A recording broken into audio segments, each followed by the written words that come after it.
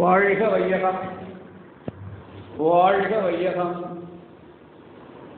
வாழ்க வளமுடன். குரு வாழ்க, குருவே துணை. என்னையாம் அறிய வேண்ட இறைவா என் குருவாய் வந்தாய். சென்னில் சிந்தை வைத்து சீர்தவம் முறையாய் செய்தேன். உன்னையே என்னுள் காட்டி உள் நிறைந்து அறிவாய் நின்றாய்.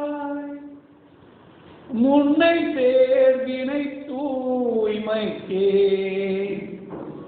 முயன்று அறநெறி வாழுகின்றேன். வாழ்க வளமுடன். நம் அனைவருக்கும் குருவாய் வந்து நம்முள்ளே அறிவாய் நிறைந்து நின்று நம்மை வழிநடத்தி கொண்டிருக்கும் ஆதான் அருள் தந்தை அவர்களை வணங்கி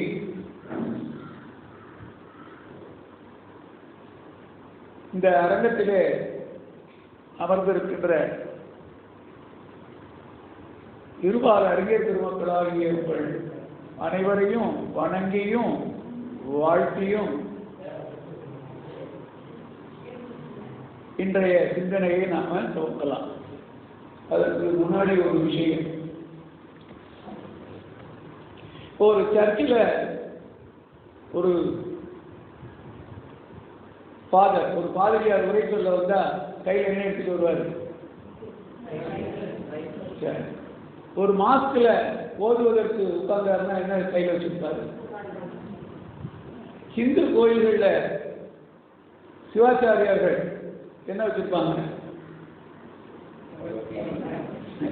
அதாவது வேத நூல்கள் வச்சுக்கலாமா?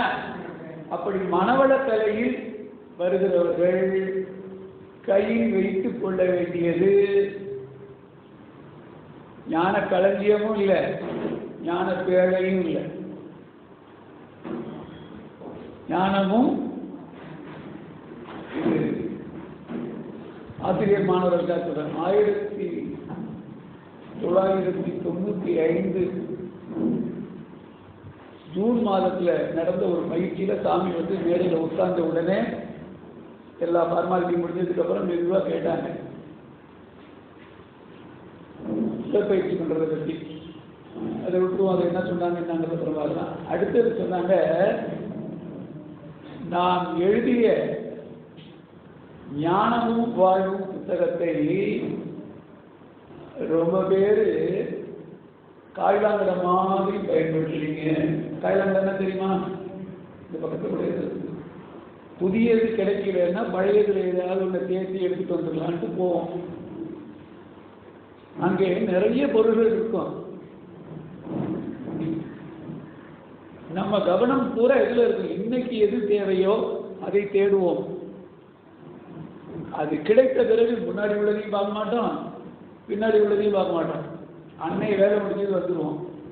அதுபோல உங்களுக்கு ஒரு உரைக்கான ஒரு வாய்ப்பு மன்றங்களில் கொடுக்கப்பட்டால் அதற்குரிய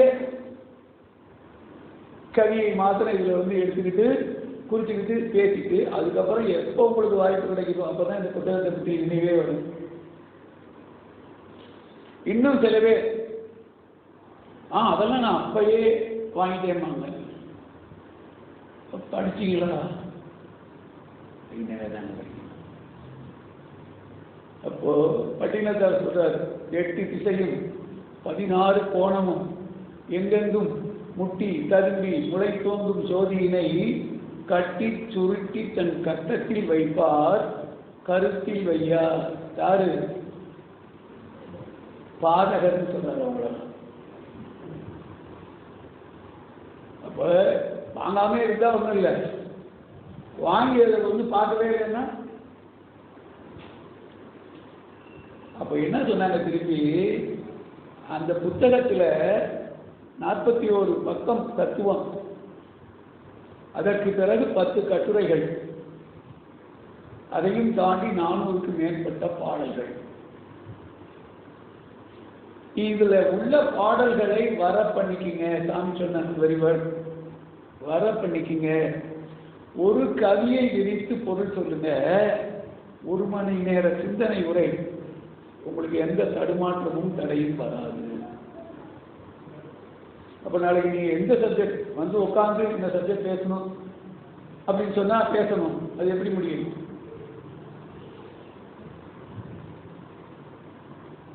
அது நான் கடைசியா சொல்றேன். இப்ப நான் ஆழியார்லேருந்து வந்தேன்னாரு, ஆழியாருக்கு எத்தனை கிலோமீட்டர்? நான் ஒரு 2 வீலர்ல வந்தேன். பின்னாடி எனக்கு 72 முடிஞ்சு 20 நாள் ஆகுது. 73ல அடி எடுத்து வச்சுட்டேன். எத்தனை கிலோமீட்டர் வந்தேன்? கருவப்பாளையத்துக்கு வந்தேன், பெட்டி வச்சேன், மூஞ்ச கழுவுனேன், தம்பிக்கு ஃபோன் பண்ணாப்புல வந்துட்டேன். எதுக்கு பெருமையா சொல்லலை, குரு காட்டிய வழியில் முழு நம்பிக்கையோடு அவரை தொடர்ந்து சென்றால் அங்கே எல்லாமே வெற்றி தான். அதை கண்டிப்பா நாம, என்னை பற்றி அறிமுகம் சொன்னாங்க. ஐயா இருந்திருந்தாருன்னா என் மேல் உள்ள அன்பின் காரணமா இன்னும் கூடுதலா சொல்லியிருப்பாரு நிறைய. ஏன்னா இங்கே வரும்போதெல்லாம் அவர் நினைக்க வர முடியாது. ஒரு துணை பேராசிரியராக இருந்த வரைக்கும் நடத்திவிட்டு சொல்லுவார், 3-4 வேணும்னா காஞ்சிநாதன் எப்போ கொடுக்குறாரோ சொல்றாங்க. அந்த அளவுக்கு இங்கே நான் பயிற்சியை நடத்தியிருக்கேன். எதுக்காக சொல்ல வரேன்னா, எந்த தலைப்பு கொடுத்தாலும் நீங்க நாளைக்கு பேசணும். அதற்கு இந்த ஒரு புத்தகம் மட்டுமே உங்களுக்கு பெரிய. இன்னும் 3 அர்த்தம் நான் சொல்றேன் தனியா சூழல் வாழ்வரம். இப்ப இன்றைய தலைப்பு என்ன? ஒரு தலைப்பு கொஞ்சம் கட் பண்ணிட்டு போட்டாரு. மனிதருக்கு மட்டும் ஞானம் ஏன்?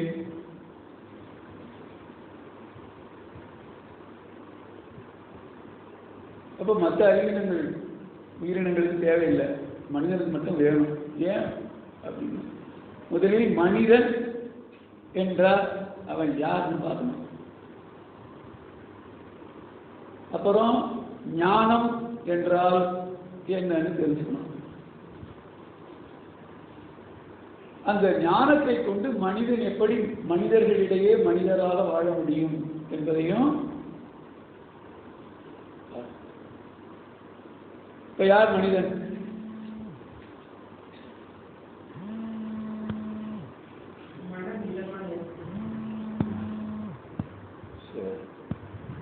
அவ்வளவுதானா? வேற சொல்ல மாட்டீங்களா?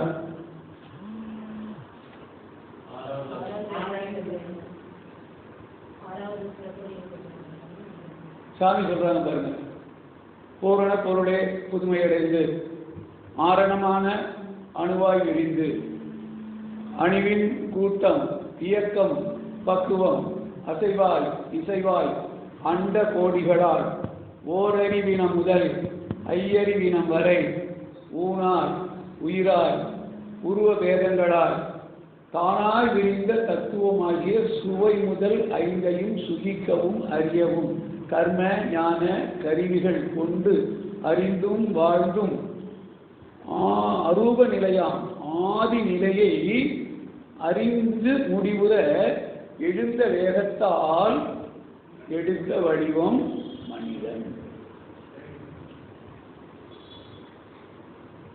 ஆன்மா தனது 6ஆம் அறிவில் வந்து புகுந்ததால் மனிதன் என்ற மகத்துவம் ஆச்சு.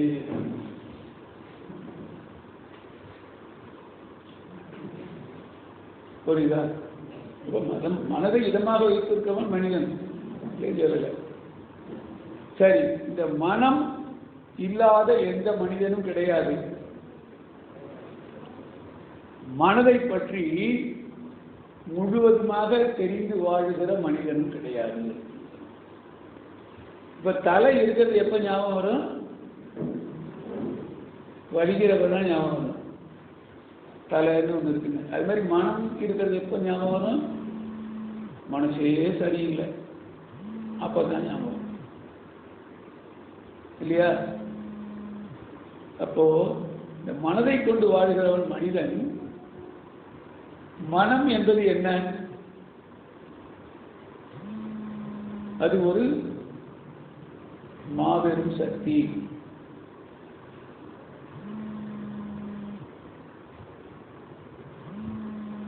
மனம் ஒரு குரங்கு. மனம் தான் எல்லா துன்பத்துக்கும் காரணமா இருக்குது. இந்த மனம் என்று ஒன்று இல்லைன்னா ரொம்ப நல்லா இருக்கும் என்றெல்லாம் ரொம்ப பேரு. ஓஷோ கூட ஒரு தலைப்பில் எழுதியிருக்காரு, மனமற்ற நிலையில் வாழ கற்றுக்கொள்ளுங்கள்.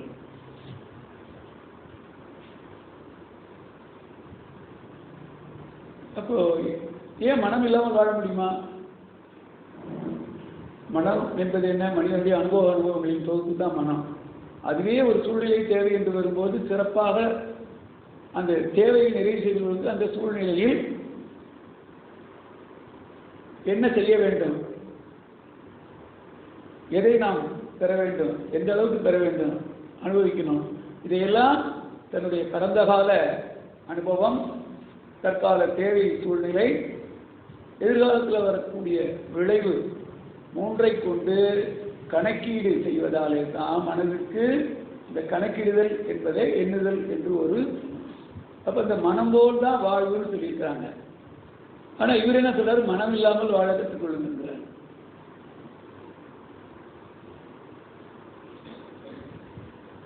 ஏன் சொல்றாரு?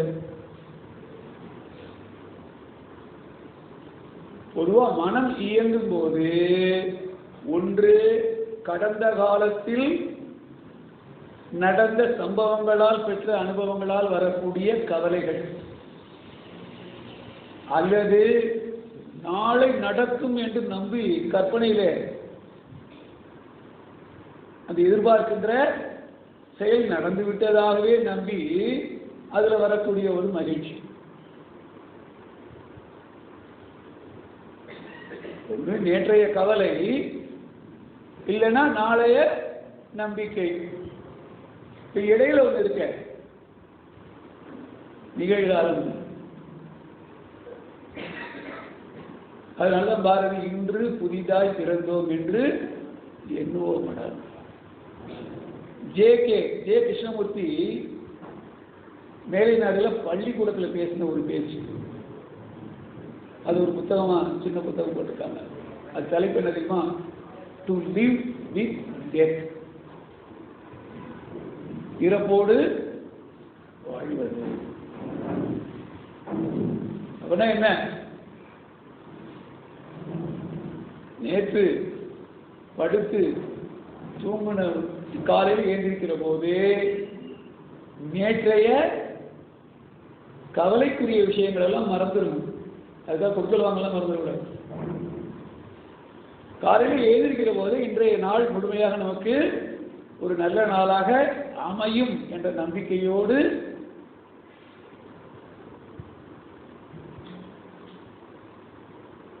அப்போ இந்த மனிதனுடைய சிறப்பு என்ன பார்த்தோம். பூரண பொருளே புதுமையடைந்து, அப்போ பக்திமாரர்கள் சொல்லுவாங்க, சிவபெருமான் ஒரு நேரம் தன்னுடைய அழகை தானே ரசித்து வியந்து, சுந்தரா எழுந்துவா அப்படின்னாராம். அப்படி வந்தவர் தான் சுந்தரமூர்த்தி நாயனார். அவர் மனிதனாக உலகில் ஈடுபட்டவுடனே எல்லாத்தையும் வந்த நோக்கத்தை மறந்துட்டு என்ன பண்ணாரு? அந்த பருவ மாற்றத்தில் அந்த உணர்ச்சிகளால் போய் ஒரு துணையை தேட போனார். அப்புறம் திருவெண்ணைநல்லூரில் போய் இறைவன் அவர் தடுத்து ஆட்கொண்டு உண்மையை உணர்த்தி தன்னோடு இணைத்துக் கொண்டதாக. இப்ப இதன் மூலம் என்ன சொல்ல வராங்க?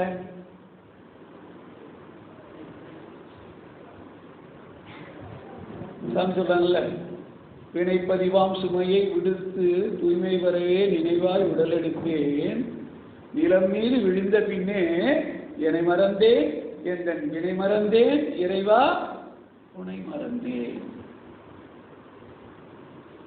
அப்ப இறைவன் என்ன பண்றான்? ஆனால் நீ உள்ளிருந்து என்னை மீட்டு. அப்போ இந்த மனதை கொண்டு கற்பனையான எதிர்பார்ப்புகளையும் கடந்த கால கவலைகளையும் உழந்து உழந்து வந்து மனதினுடைய மேன்மை தெரியாம இந்த மனதை கொண்டு உயர்வை அடைய வேண்டிய மனிதனே மனதால சொல்றாங்க, மனமது இயற்கையின் மாபெரும் இதியலோ, மனமதை உயர்த்தினால் மட்டிலா இன்பமா, மனமதை தாழ்த்திட மயக்கத்தால் துன்பமே. அதனாலதான் என்ன பண்றான், மனம் ஒண்ணு இல்லாம போயிட்டா முடியுமா? அது இன்னொரு கையில சொல்றாங்க, மனம் மாய என்பார்கள், மனம் மாய்வதே இல்லை. ஏன்? Energy neither be created nor be destroyed. ஒன்றும் பண்ண முடியாது. மனம் மாயை என்பார்கள், மனநிலை மாற்றத்தை, மனம் மாய்வதே இல்லை. அப்புறம் என்ன பண்ணும்? மனமே அறிவாக மறுபிறப் பெய்திடும். மனம் அறிவான பின் மனிதன் தெய்வமே.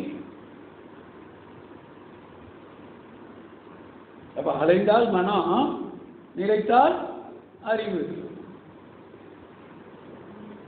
இடையில உயிர். அப்ப இந்த உயிர் சுழன்று அதனால வரக்கூடிய அலைதான் புலன்கள் வழியா செலவான பஞ்சதன்மாத்திரைங்கிறோம்.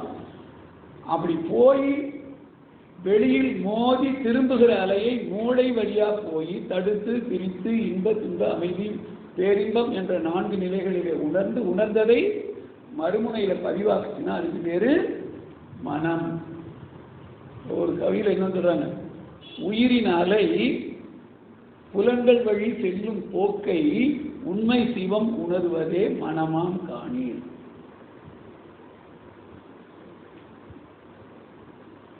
அப்ப இந்த மனதை கொண்டு வாழுகிறவன் தான் மனிதன். இப்ப மனமதை உயர்த்தினால் மனமதை தாழ்த்திட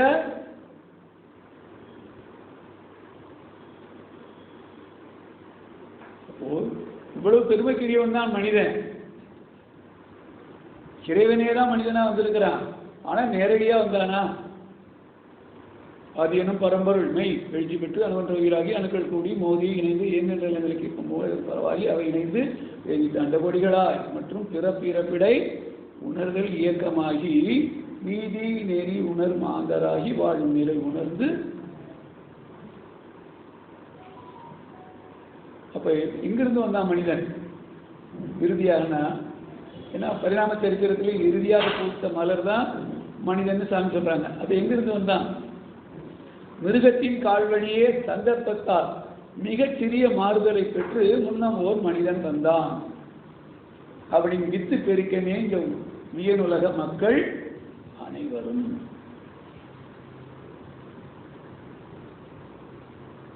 புரியுதா? பல லட்சம் தலைமுறைகள் தாண்டி மனிதனாகவே பல லட்சம் தலைமுறை தாண்டி வந்துட்டோம்.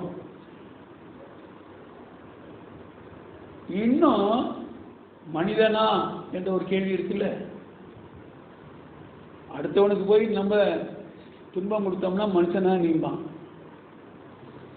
யாராவது நமக்கு துன்பம் கொடுக்க வந்தாங்கன்னா இதுக்கு மேல போனீங்கன்னா அப்புறம் நான் மனுஷனா இருக்க மாட்டேன். அப்ப மொத்தத்தில் என்ன? மனிதனாக இல்லை என்பது தானே. ஏன்? ஒரு கவிஞன் எழுதலாம், மனிதன் எல்லாம் தெரிந்து கொண்டான், வாழும் வகை புரிந்து கொண்டான், இருந்தபோது மனிதனுக்கு ஒன்று மட்டும் தெரியவில்லை. என்ன தெரியல? மனிதனாக வாழ மட்டும் மனிதனுக்கு தெரியவில்லை. இதேதான் திரும்ப எல்லாம் அறிவும் அறிவு தன்னை விட்டு எல்லாம் அறிந்தும் ஒன்றும் இல்லை. சாமி சொல்றாங்க, திறம்பல வாழ்வை பெற்றும் சிறப்புள்ள விஞ்ஞானத்தால் அறம் தவம் இரண்டுமின்றி அறிவது கூடாய் போச்சு. ஏன் அப்படின்னா ஆறறிவின் ஆரம்ப நிலையில தான் நம்ம நிக்கிறோம். அப்ப எங்கிருந்து வந்தோம்? விலங்கிலிருந்து. இப்ப வித்துல என்ன இருக்கு? ஒன்று வித்தின் தரம், விலங்கின் தரம். அதற்கு மேல சஞ்சிதம் என்ன கொண்டு வந்திருக்கோம்? 140 வருஷம், 7 தலைமுறை. ஏன்னா 20 வயதானா அப்போ ஒரு உயிர் அடுத்தது வந்துடும். அதனால ஒரு கணக்கு போட்டு பெரியவங்க 140 வருஷம், 7 தலைமுறை. அந்த பதிவுகளையும் நம்ம வச்சிருக்கிறோம். இப்போ இயல்பாகவே பாருங்களேன், ஒருத்தர் ஏதோ கூட்டத்தில் போகிறோம், ஒருத்தர் காலை மிதிச்சிட்டோம். அப்படியே நம்ம போனோம்னா என்ன சொல்கிறான்? பாரு, எருமை மாடு மாதிரி காலை மிதிச்சுட்டு. அலுவலகத்தில் யாராவது ஒரு அதிகாரி கொஞ்சம் சிடுசிடுன்னு இருந்தா, எதுக்கெடுத்தாலும் குறை பேசிக்கிட்டே இருந்தாலும் என்ன சொல்கிறான்? போனாலே நாய் மாதிரி குலைக்கிறான். அதே ஒன்றும்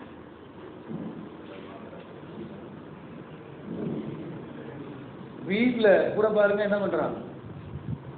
ஏண்டா அப்படி குலைக்கிற அப்படின்னு பிள்ளைய தைரியமா சொல்லிடுவான். வீட்டுக்காரர் என்ன பண்ணுவான்? ஜாடையா சொல்லுவான். எப்படி சொல்லுவான்? ஓடிக்கிட்டு இருக்க டிவி, டேய் சனியனே அந்த டிவியை நிறுத்தி சொல்லுடா, இங்கே வேற ஒன்று கத்திக்கிட்டு இருக்கு, அது இந்த சனியனும் கத்திக்கிட்டு இருக்கு. இப்போ இதெல்லாம் எதை குறிக்குது? இன்னும் மனிதனுக்கு உரிய பக்குவத்துக்கு நாம் செல்லவில்லை என்பதை தான் குறிக்குது. ஏன்னா விலங்கின் தரம் வித்தில் இருக்குது, கொண்டு வந்த முன்னோர்களுடைய பதிவும் இருக்கு. இது ரெண்டும்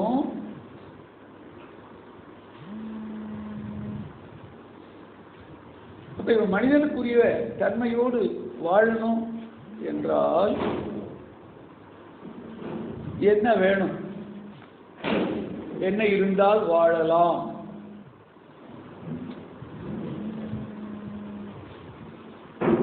ஆறாவது அறிவு. இந்த ஆறாவது அறிவு என்பது என்ன? 5 புலன் உணர்ச்சிகளை கடந்திருத்தல். அடிக்கடி உணர்ச்சி சொல்லக்கூடாது. அளத்தல் கால தூர பருமன் வேகம்.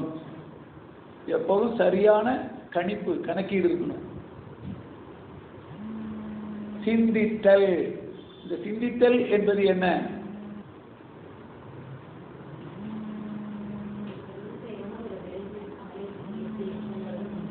சிந்தித்தல் என்பது பொதுவாக சொல்லாம அதை இன்னொரு மாதிரி சொல்லி பாருங்க, ஆராய்தல். ஆராய்தல் என்றால் என்ன? ஆராய்தல். இப்ப நம்ம ஆய்வு செய்கிறோம். எப்ப செய்கிறோம்? பிரச்சனை வருவதற்கு முன்பா, வந்த பிறகா? லெவல்த் ஒரு ப்ரிப்பரேஷன் இல்லையா? அப்ப அது ஆராய்ச்சி கேட்கலையா? பின்னால நான் வேணா கொஞ்சம் வீடியோ இல்லை, அதை கூட்டாரு. சரி, வாழ்வோட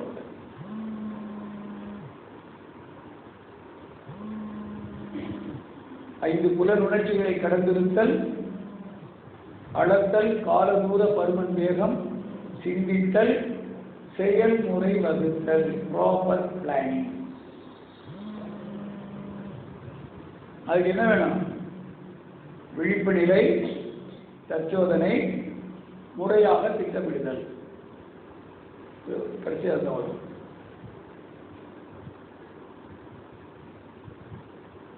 பிற ஜீவ இன உணர்ச்சிகளை கூர்ந்து உணர்தல்.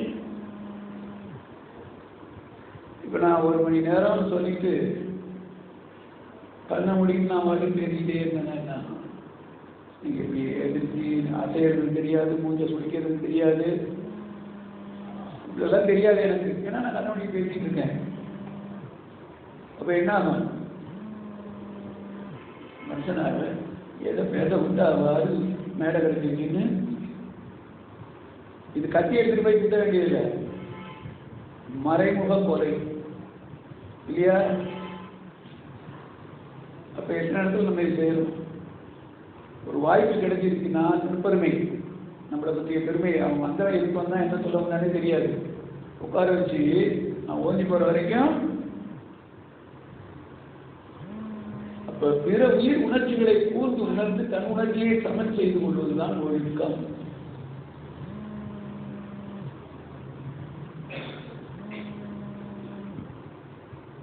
ஞானம் என்பது என்ன?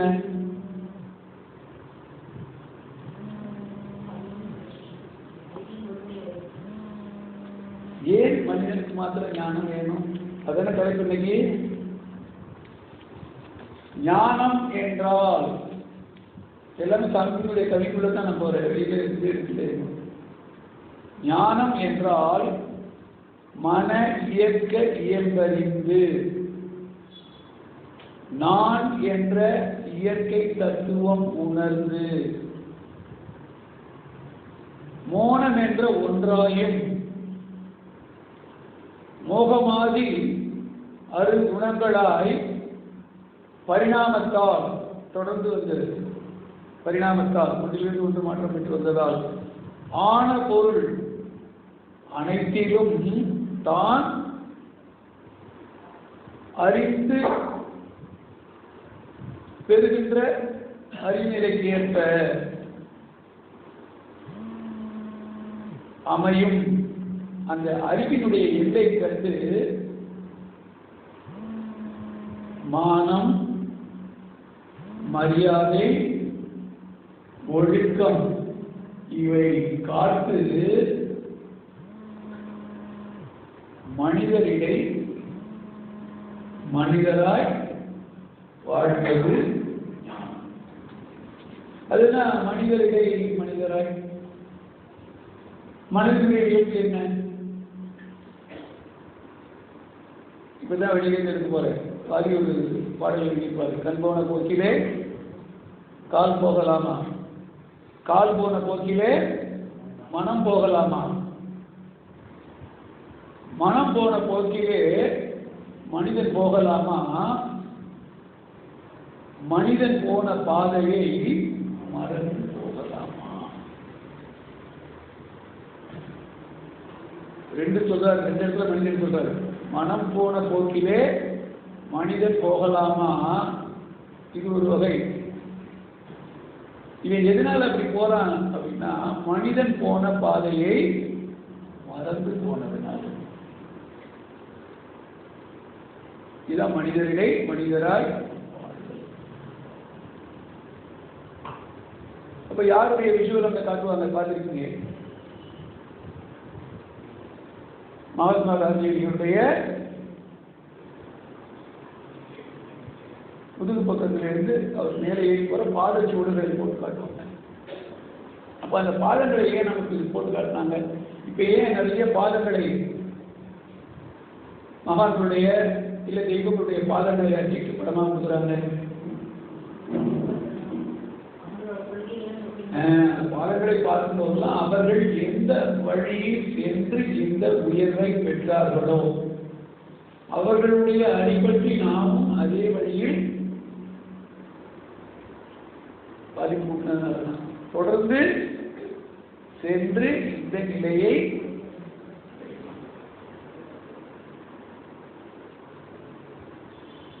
அதற்கு என்ன பண்ணணும்? எதெல்லாம் தடையா இருக்கு அதை நீக்கணும். இப்ப மனிதனாக பிறந்தாச்சு,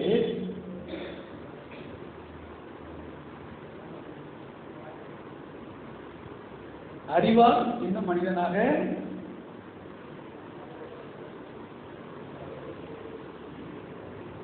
அப்போ நமக்குள்ளேயே அறிவாக தெய்வம் இருக்கு.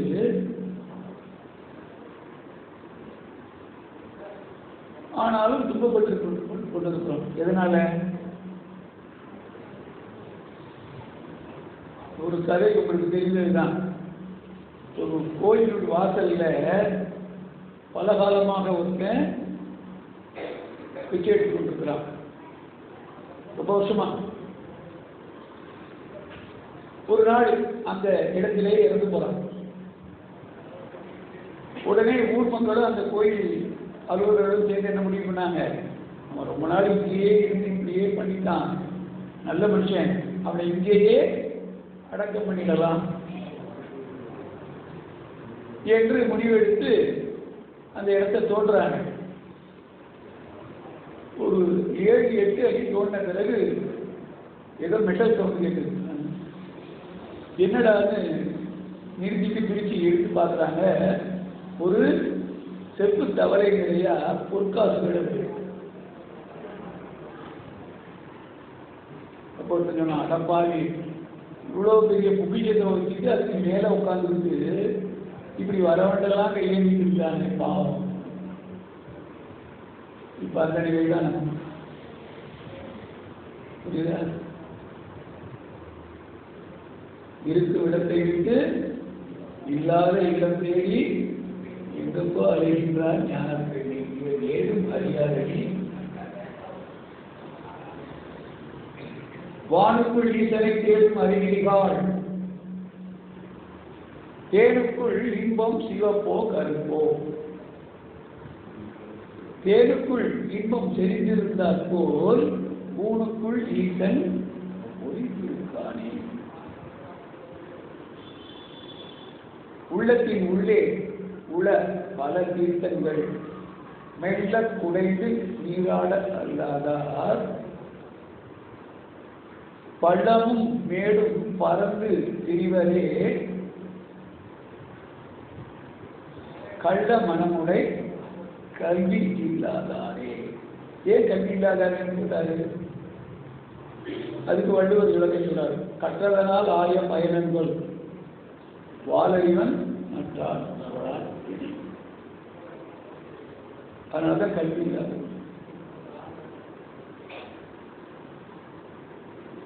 அப்போ இருக்கிறது எதை தேடுகிறோம்? இன்னொரு கையில சாமி சொல்லுவாங்க, தேடுகின்ற பொருள் என்ன, அது ஏன் நமக்கு என்று தேடுகின்ற பொருள் என்ன, ஏன் நமக்கு.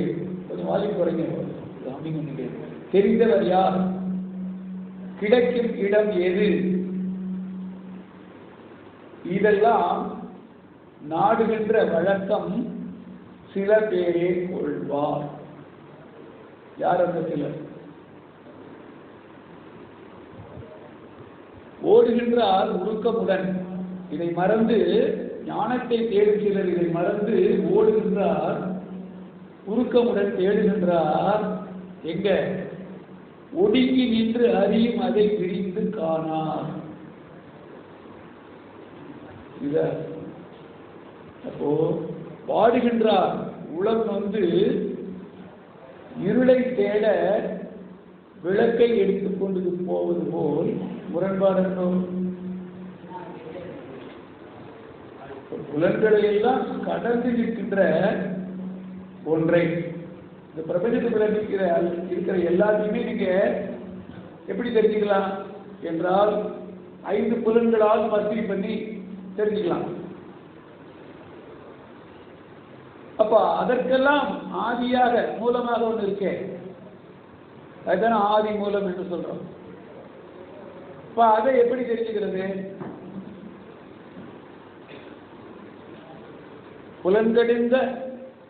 புலன்களால் தேடி பிரபஞ்சத்துக்குள்ள இருக்கிறதெல்லாம் உணர்ந்துடலாம்.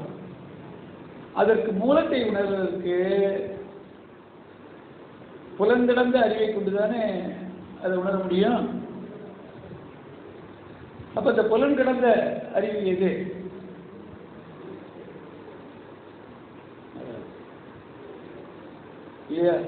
எப்பொருள் எத்தன்மை தாயும் அப்பொருள் மெய்ப்பொருள் காண்பது. அப்ப இதனுடைய தன்மை என்ன? இதை வேற எப்படி சொல்லலாம் என்றால், இது அனுமான அறிவு. ஆங்கிலத்தில் அசம்ஷன் என்று சொல்றோம். சரி, இப்ப நம்ம மனிதனாக வாழணும்னு சொன்னா பார்த்துட்டு வந்தோம் இல்லையா? பிற உயிர் உணர்ச்சிகளை கூர்ந்து உணர்ந்து தன் உணர்ச்சியை சரி செய்துக்கணும். இன்னொரு கவியில சொல்றாங்க, அந்த கவி நான் முடிக்கல ஃபுல்லா.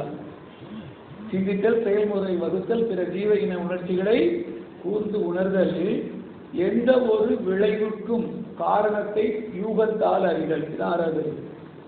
கடைசியா சொல்றாங்க, தான் பெற்ற பயனின் தெளிவை பிறருக்கு உணர்த்துகின்ற வல்லமையே ஆறாவது அறிவின் மேன்மை.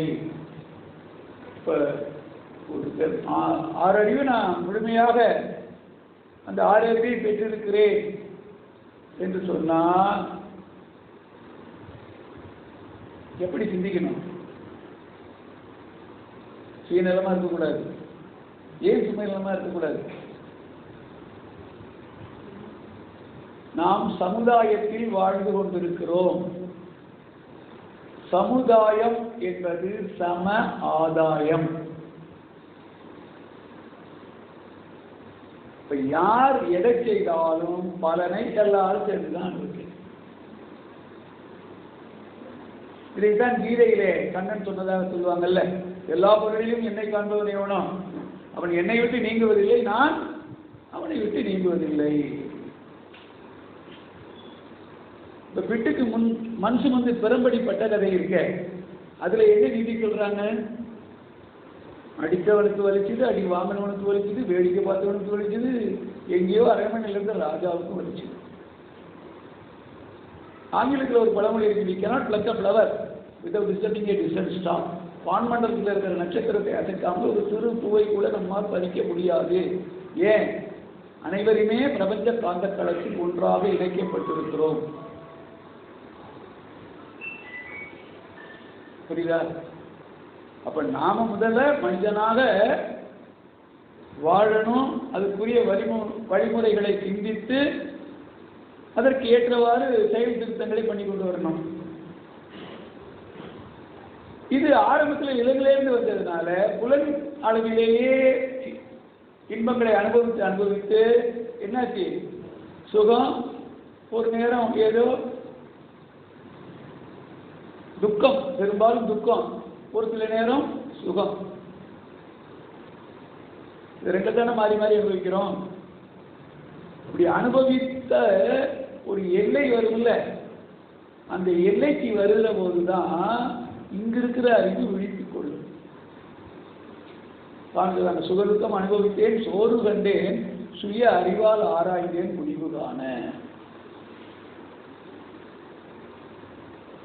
அப்ப என்ன பண்ணணும்? சுகதுக்கம் உடலேயும் அறிவு கண்டேன், சூக்குமாமே மனம் குவித்து ஒடுங்கி நின்று சுகதுக்க சுழல் தாண்ட முறை கேட்போர்க்கு சொற்குறிப்பால் கடவுள் என சுருக்கி சொல்வேன். இப்ப இந்த கடவுள் என்பது பெயர் சொல்லா வினை சொல்லா? இது கலந்துரையாடல் தான். நீங்களும் பேசுங்க. அதுதாங்க கடவுள் என்று சொல்லிவிட்டான், கருவறிந்தோன், மூலத்தை உணர்ந்தவன் சொல்லிட்டான். கருத்தறியான் ஊன்றியதை காணவில்லை. கடவுள் என்ற ஆதினை குறிப்பை மாற்றி கண்டறிந்த நிலைக்கு அப்பெயரை கொண்டான். அதனால் என்னாச்சு? கடவுள் என்ற இரு சொல்லை ஒன்றாய் கூட்டி கடவுள் என்று சொல்லி சொல்லி வழக்கமாச்சு. கடவுள் என மனிதன் ஒரு குறிப்பை தந்தான். கடவுள் எங்கே என்று பலர் எழுதுகின்றார்.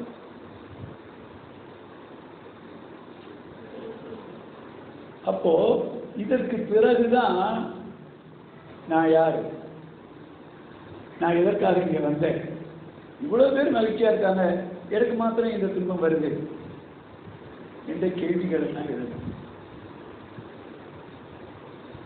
அப்ப இதுவரைக்கும் எப்படி கேட்டுட்டு இருந்தோம்?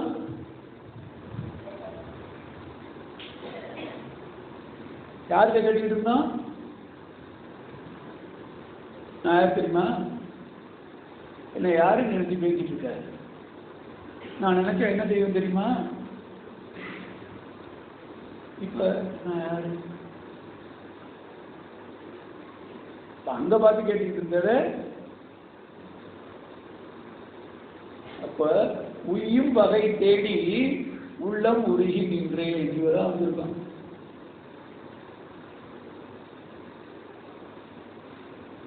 இப்ப என்னாச்சு?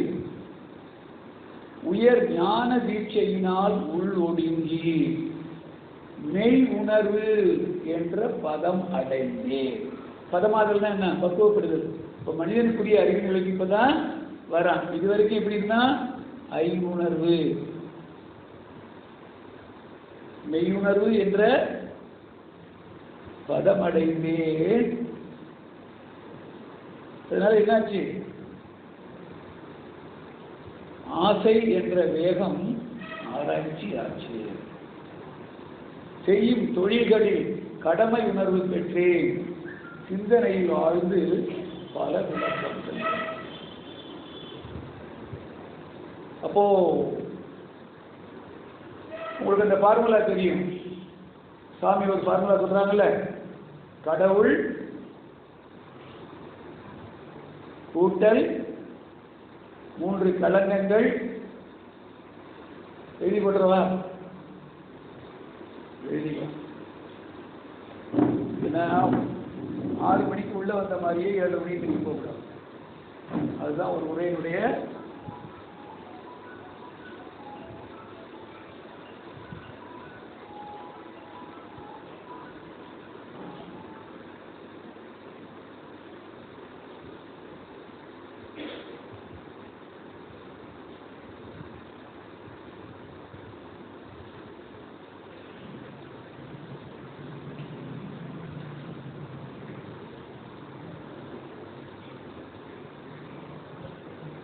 மனிதன் மைனஸ் 3 களங்கங்கள்.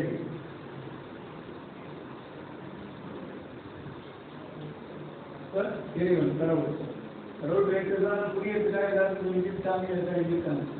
அப்போ இடையில் வருவது என்ன? பூர்ணா மனிதனாக மனிதனே நீக்கிட்டானா?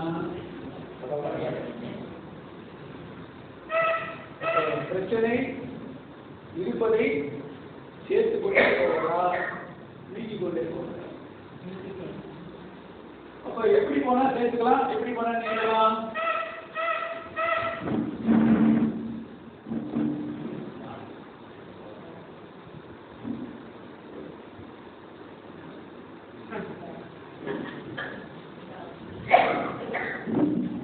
விஷுவல் தான் நிறைய விஷயங்கள் சொல்லி கொடுக்குறாங்க.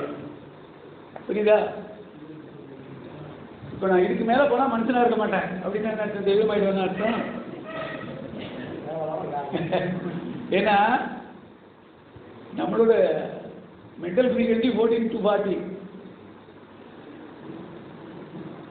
அப்ப நாம் தெரிந்து கொள்ள வேண்டியதெல்லாம் எங்க இருக்கு? இந்த சுத்த வழிதான் தெய்வம். அது நமக்கு ஒன்றும் தெரியும் எல்லாருக்கும். அதனால தான் சித்தர்கள் எல்லாம் வெட்ட வழிதனை மிகில் இருப்பவருக்கு பட்டயம் ஏது கழின்னு ஒதுக்குனாங்க. இன்னைக்கு சயின்ஸும் அதே தான் சொல்லுது. கடைசியாக நான் சொல்லி முடிக்கிறேன். அது இப்போதான் வேதாத்திரியினுடைய பெருமை. வேதாத்திரி மகரிஷி பாமர மக்களின் தத்துவஞானி என்பது ஒன்று, மெய்ஞானத்தையும் விஞ்ஞானத்தையும் இணைத்து ஒரு புதிய ஞானத்தை உருவாக்கியவர் என்று சொல்றாங்கல்ல. அது எப்படி இருக்கிறத முடிவில் பார்க்கலாம். என்ன ஏதோ வந்தா சாப்பிட்டா ஏதோ கொடுத்தாங்க கேட்டோம் சாப்பிட்டு போயிட்டோன்னு விற்கக்கூடாது. அதற்காக இது நோக்கம் இல்லை. அப்படியாவது இங்கே வராங்களான்னு பார்க்கலாங்கிறதுக்காக தான் இந்த முயற்சியை ஆரம்பித்த 50 நாள் முடி திருப்பூரில் கொஞ்சம் வெற்றிகரமாக தான் நடக்குது.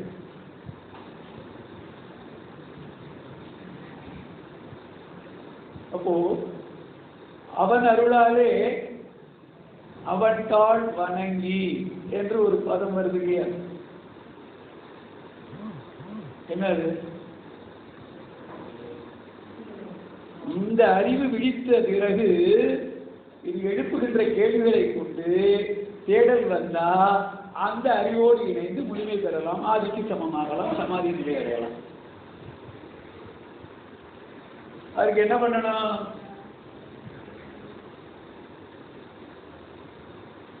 என்ன பண்ணணும்? தவம். தவத்தில் எத்தனை வகை இருக்கு? நீங்க இந்த துரியெல்லாம் நடந்து இல்லைங்க. 2 வகை தவம். அகத்தவம் ஒன்று, புறத்தவம் ஒன்று. சாமி ஒரு பாடல் சொல்றாங்க, தவம் என்பது 2 வகைப்படும். ஒன்று அகத்து தவமா, இன்னொன்று புறத்து தவமாங்கிறாங்க. உட்கார்ந்து உள்நோக்கி மனதை திருப்புனா அது அகத்தவம். அதையே வெளியில் நடைமுறை சமுதாயத்தோடு தொடர்பு கொள்ளும் போது விழிப்பு நிலையோடு அறநெறிகளை பின்பற்றினால் அது புறத்தவம். புரியுதா? அதான் திருமூலர் சொன்னார், திளைக்கும் வினைக்கடல் தீர்வு தோணி இழைப்பினை நீக்க 2 வழி உண்டு. எப்படி சொல்றாரு பாருங்க, கிளைக்கும் தனக்கும். கிளைனா சந்ததி, உன் சந்ததிக்கும் உனக்கும் சொல்றாரு. சாமியோட பாருங்க, உண்மையோ பதவோ அறிவு இருந்தால் ஒரு குறுக்கு வழி சொல்றாங்க. ஏன்? அப்புறமா அதை அழைச்சிட்டா சுத்தியில போகணும், பேர் வேணும்னு சொல்லுவாங்க. அதே மாதிரி தான் அவரு. இப்ப நம்ம ஒவ்வொருவரும் என்ன நினைக்கிறோம், நம்ம வாழ்க்கையில எவ்வளவு கஷ்டப்பட்டாலும் தன் உள்ள குடியே நல்லா இருக்கணும். அதுக்காக திருமூலர் 2 வார்த்தை, கிளைக்கும் தனக்கும் அக்கேளில் முதல்வன் விளைக்கும் தவமும் அறமும் மேல் துணை. இப்ப இதிலிருந்து விடுவதற்கு என்ன வழி? தவமும் அறமும். அப்ப 2 வேற வேறையா? இந்த சொல்லுவாங்கல்ல வாந்தி பேதி, இந்த வாந்தியும் பேதியும் மாதிரி உதாரணம் கொஞ்சம் இதாக தான் இருக்கும். இப்படி எடுத்தீங்கன்னா அதுக்கு பேர் வாந்தி. ஐயோ வாந்தி இருக்குதுன்னு பிள்ளைன்னு மருந்து கொடுத்தோம்னா இப்படி போயிடும், இதுக்கு பேர் பேதி. அப்போ இடம் தான் உள்நோக்கி போனால் அது தவம், வெளிநோக்கி போனால் அதை வாழ்க்கை. சரி, இதையெல்லாம் இப்போ தெரிஞ்சுக்கிட்டோம். ஆனாலும் எல்லாம் தான் பண்றோம், சரி வர மாட்டேங்குது. ஏன்? சில பேர் பாதியிலேயே ஓடிக்கிறாங்க. ஏன்? இன்னும் சில பேர் வந்து சாமியை பயிர்றாங்களே. ஏன்? சாமி சொல்லியிருக்காங்க, புத்தர் சாமி ஒரு விஷயத்தை சொல்றாங்க, என்னை நீங்கள் வந்து வணங்குவதாலோ நான் உங்களை ஆசீர்வதிப்பதாலோ உங்களுக்கு எந்த நன்மையும் வராது. என்ன பண்ணுறது? என்னுடைய போதனைகளை நீங்க உங்கள் வாழ்க்கை முறையாக்கி கடைபிடித்து அது வெற்றி கண்டால் உங்கள் வாழ்க்கை நல்லா இருக்கும். என்ன பார்க்கறதுனால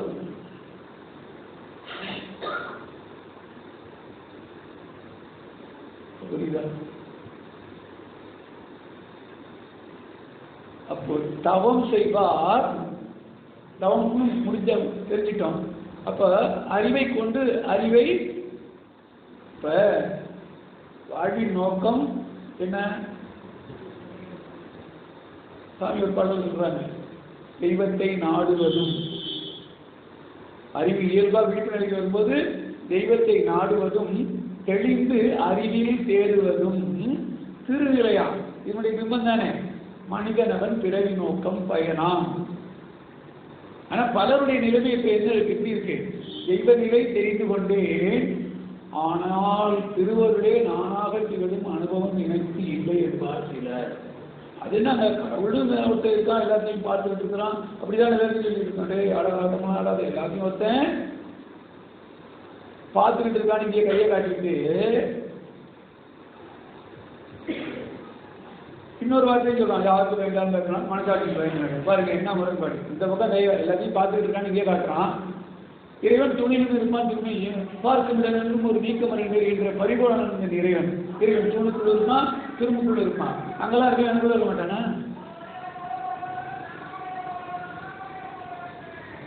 எனக்குள் இறைவன் எடுத்து தெரிஞ்சுக்கிறது. மனசாட்சிக்கு பயந்து நடன்னு எல்லாரும் சொல்றாங்களே, என்ன என்ன அர்த்தம்? மனதுக்கு சாட்சியாக இருப்பது எது? மனம் என்பது என்ன?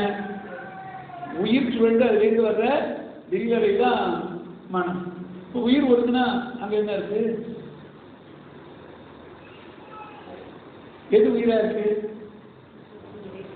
பிரைமரியா இருக்கு பாருங்க, அணுதான் உயிரா இருக்கு.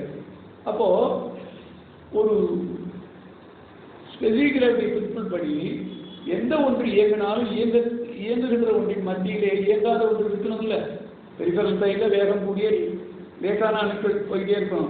உள்ள வர வர வேகம் குறைந்து கனத்து அப்படியே வந்து கடைசியில் என்ன இருக்கும்? there will be a point where there is no motion at all.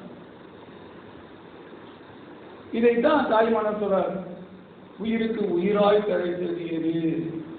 இதைத்தான் வேற மாதிரி அவனன்றி அனுபவம் இல்லையா இருக்கிறோம்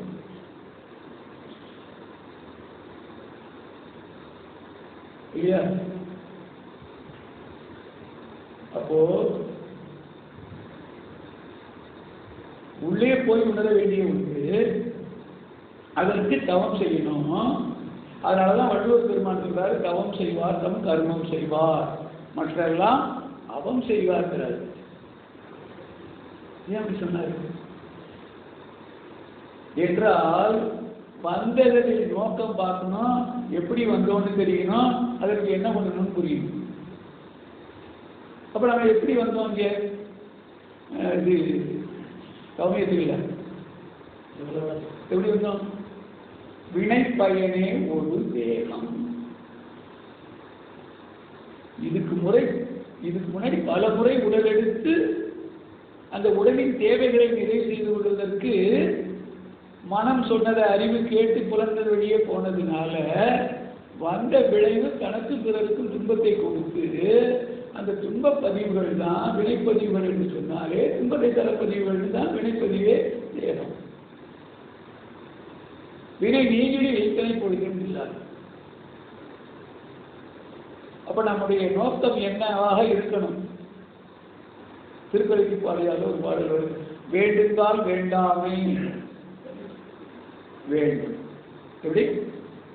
வேண்டுந்தால் வேண்டாமை வேண்டும். ஏன்னா திரும்பி நான் வரக்கூடாது. இதுவரை பல முறை உடலெடுத்து வந்து செய்த செயல்களால் வந்த தீய வினைகளால் இந்த உடல் வந்தாலும் வந்ததில்லை நோக்கம் மறுபடியும் வரக்கூடாது. வேண்டுங்கால் வேண்டும் பெறவாமை என்றமையால் வேண்டில் அதுக்கே வேண்டுவது. வேண்டினது வேண்டாமை எப்படி வரும்? வேண்ட வரும் என்றமையால். யார்கிட்ட வேண்டது? வேண்டிடுக வேண்டாமை வேண்டுபவன் பால். இந்த வேண்டாமை வேண்டுபவன் என்று யாரை குறிக்கிறது? சும்மா சொல்லுங்க, இதுவரைக்கும் நம்ம சொல்லி கொடுத்தது இறைவன். அவன் தனக்குவமே இல்லாதவன்ல. குணம் எங்க இருந்தது? இயக்கத்துல தானே உயிரினங்கள்ல வந்து மனம் வந்து அப்புறம் குணமாக்கி குணத்துல நல்லது கிட்டது இருந்தது. அவங்க தான் குணங்களை கடந்துட்டு போனாங்க. அதனால இறைவனுக்கு குணாதீதன் குணாளெல்லாம் பேர் இருக்கு. அவன் தனக்குவமே இல்லாதவன் இறைவன். அப்போ இந்த வேண்டுதல் வேண்டாமைகிறான் என்பதை யாரை குறிக்குது என்று சாமி ஒரு குரல் விளக்கம் எழுதியிருக்காங்க.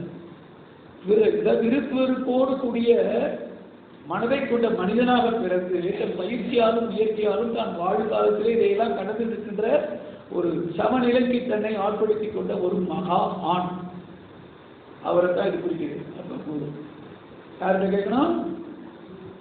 குரு என்ன சொல்றாரு? உன்னையோ கடவுளையோ அறியவென்றால் ஒரு குறுக்கு வழி உண்டு. உள்ளுணர்ந்து தன்னை அறிந்து அந்நிலையில் நிலைத்து வாழும் தனி கருணை வடிவான குருவை அடைந்தார். அவர் என்ன பண்ணார்? அன்னை வயிற்றடைந்து உருவாய் முதலாய் வந்த ஆதி கருவை உங்கள் புருவத்திலே நிறுத்த, பின்னே நீ சில நாள் அவ்விடத்தே நிலைத்து நிற்க வேதமற்ற உங்கள் நிலையே கடவுளாய் மாறும். ஏன்? மனிதன் தான் கடவுள் எனப்படுபவனே மனிதனானான். பார்த்துட்டோம். அப்போ கருத்து இயங்கி கருத்து உயர்ந்து கருத்தறிந்தான். மூலத்தை ஒன்றுதான். கடவுளாய் அனைத்தையுமே கண்டுவிட்டான். பார்க்க முடியுதா? மண்ணையும் பொன்னையும் ஒக்கவே நோக்குவார் ஞானியர். ஏன்? உங்க எலிமெண்டல் வேல்யூ தான் மாறுது. மண்ணா இருந்தாலும் பொண்ணா இருந்தாலும் அது எலிமெண்டல் வேல்யூ தான் மாறுது. அப்போ அணுக்கள் கூடி பிரிஞ்சா இதெல்லாம் வந்துடும். அப்போ அணுக்கு மூலம் எது? ஆதி எது? அது தெரிந்ததுனால அவங்க எல்லாம் ஒண்ணுதான் நினைக்கிறாங்க. அந்த சமநிலை வரும். அப்போ காண்பவனே ஆதி அந்தமாகி நின்றான். ஆதியும் அதுதான், அந்தமும் அதுதான். அப்போ கடவுள் நிலை அறிந்தவனே அறியாதோருக்கு கருத்துணர்த்தும் நூல்கள் பல எழுதி வைத்தான்.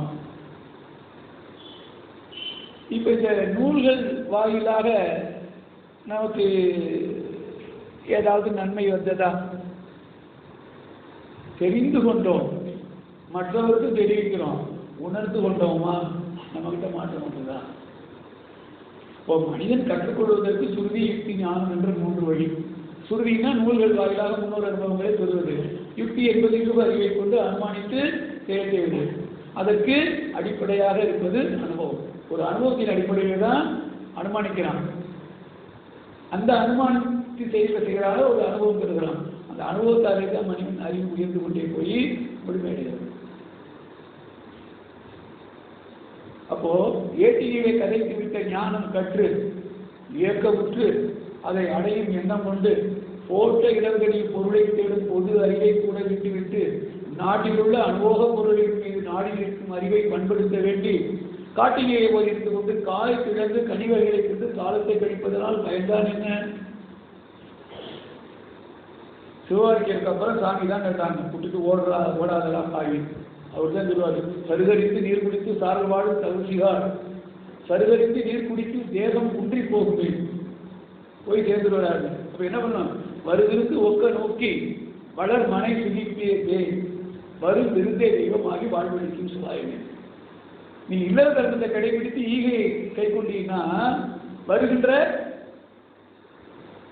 ஒருவனே தெய்வமே அங்கே வந்து உனக்கு வாழ்வின் நோக்கத்தில் வெற்றியை அளிக்கும் என்பதுதான். அப்ப அந்த ஒரு நிலையை அடைந்ததுனாலதான் பார்க்குமிடம் எங்கும் ஒரு நீக்கவர நிறைகின்ற பரிபூர்ண இறைவன் சொன்னார். அதை உணர்ந்து கடைபிடிக்க தொடங்கியதுனால்தான் எழுத்தும் தெய்வம், எழுது ஓடும் தெய்வம், பாம்பு தெய்வம், கேடும் தெய்வம்னு கருதிய மனையாடும் தெய்வம். என்ன முதல்ல சமர்ப்பணம் பண்ண.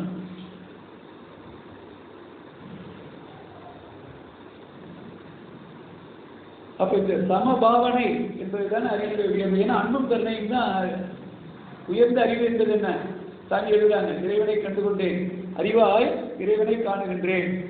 அறிவின் உயர்நிலையில் அன்பும் கருணையுமாய் நெருங்கி பிறந்த போது நீங்காத இன்ப உற்றாய் இறைவனை கண்டுகொண்டேன். அப்ப அன்பு என்பது பாதுகாப்பது, கருணை என்பது பராமரிப்பது. அப்ப உயிரிடத்தில் அன்பு வேணும் அப்படின்னா என்ன பண்ணணும்?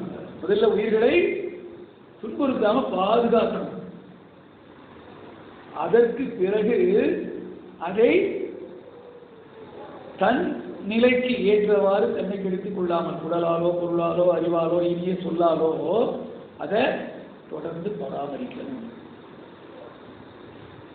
இந்த அன்பும் கருணையும் இதுதான் மனிதனுடைய இயல்பு. விழிப்புணர்வை வந்த பிறகும் கூட ஏன் வரமாட்டேங்குதுன்னா, இந்த ஊழ் வந்து உறுத்தும்னாங்கல்ல, சாமி சொல்றாங்க, எல்லாம் பண்ணாலும் மீறி எழும் பல வினையில் இந்த உண்மை தொக்கி நிற்குங்கிற. அப்ப பழவினை என்பது என்ன? சஞ்சிதவர்மம் சொல்றோம். முன்வினை எப்படி வந்துச்சு? நாம பல உடல் எடுத்து செய்த செயலால் வந்த வினைகளை நீக்கிக் கொள்வதற்காக ஒரு உடல் எடுத்தோம். உடலை கொடுத்தவர்கள் யார்? தந்தையிட ஒரு கழிவை தாயார் என்று தற்கழிவை அதனோடு சேர்த்து சேர்த்து மிக புனித நினைவுள்ள உடலை ஈர்த்தார். தந்தைதால் இருவரும் ஒன்று சேர்ந்து தழைத்து ஒரு உடலாகி உலகில் வந்தேன். அந்த ஈருயிர் வினைகள் அறமோ மற்றோ அழித்த பதிவுகள் எல்லாம் என் சொத்தாச்சு. இப்ப நம்ம என்ன வச்சிருக்கோம்? வந்தது எதுக்கு வந்தோம்? ஏற்கனவே நம்ம வச்சிருக்கிறது தீர்த்துக்கிறதுக்கு. இப்ப வருவதற்கு துணை செய்வர்களையும் சேர்த்து வாங்கிட்டு வந்திருக்கோம். இப்ப எது நம்மளை கவர்ன் பண்ணுது? எது நம்மை வழிநடத்தி கொண்டிருக்கு? இந்த பக்கம் மூச்சு ஓடுவதெல்லாம் அப்பா அப்பா தெரியல, 7 தலைமுறையில் என்னென்ன நடந்ததோ அதை ஒட்டிய எண்ணங்கள், செயல்கள், விளைவுகள், பதிவுகள், மீண்டும் பதிவுகளுக்கு எண்ணங்களாகிறது. இந்த பக்கம் ஓடும்போதெல்லாம் அம்மா பக்கத்தில் ஒரு 140 வருஷம் 7 தலைமுறையில் என்னெல்லாம் நடந்ததோ அதை ஒட்டிய எண்ணங்கள், செயல்கள், பதிவுகள், பிரதிபலிப்புகள், இப்படி மீண்டும் மீண்டும் வந்த வேலையை விட்டுட்டு எந்த வேலையோ பார்த்துட்டு இருக்கிறோம். இதுதான் பெற்றேன் பல் பிறவி பிறருக்கு உழைத்தே ஏழையான அருள் வாழ்வார்.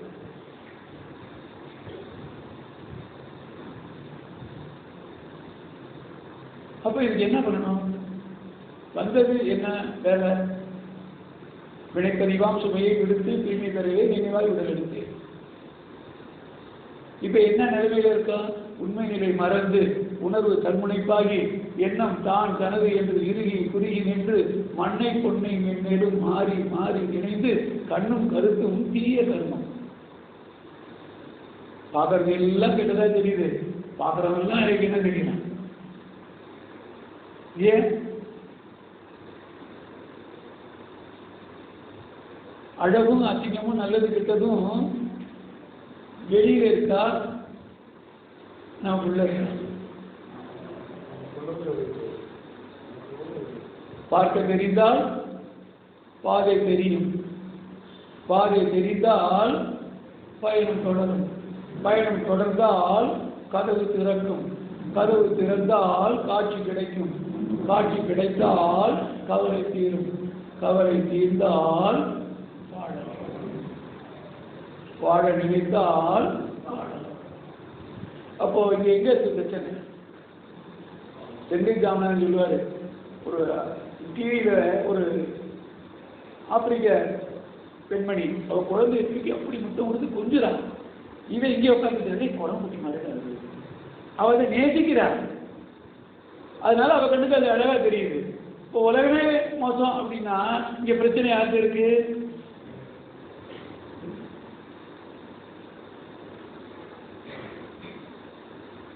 அது பாருங்க, ஈயோடி கூட சொல்லுவாங்க, ஒரு கூட்டத்தில் உட்காந்து ஒரு ஹாசியமா ஒரு சிரிக்கிற மாதிரி ஒரு சிந்தனையை கொடுத்தா எல்லாரும் சிரிக்கிற வரைக்கும் முதல் உருவாக்கணும். ஏன்னா அவர் தனித்தன்மையை கட்டுறாங்க இன்னைக்கு வரைக்கும். அப்ப இப்படி காட்டினா யாருன்னு அடையாளம் காட்டிக்கிறான்ல. ஏன்? பிறக்கும் போதும் அழுகின்றார், இறக்கும் போதும் அழுகின்றார்.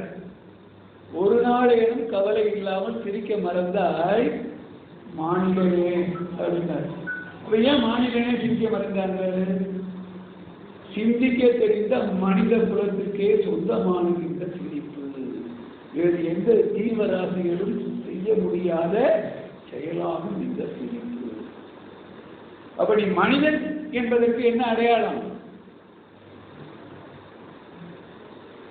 சிரிக்கிறது தான். நான் சிரிக்கவே மாட்டேன்னா நான் மனுஷனே இல்லை.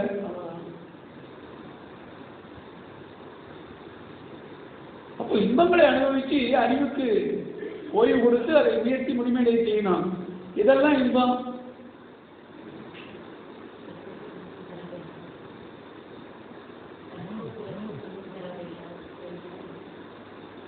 அதே பாட்டில் இருக்கிறார், கண்ணியின் கையில் காய்வது இன்பம், அன்னையின் மடியில் ஆடுவது இன்பம். தன்னை அறிந்தால் உண்மையில் இன்பம். அடுத்த வழி என்ன பண்றான்? தன்னலம் மறந்தால் பேரின்பம். வாழ்வின் நோக்கத்தை விட்டு என்ன வேணும்? அந்த பேரின்ப நிலை தானே அடையணும். அதுக்கு என்ன வேணும்? தன்னலம் மறத்தை. ஏன்? இங்கே தான் என்ற ஒன்று தனியா கிடையாது.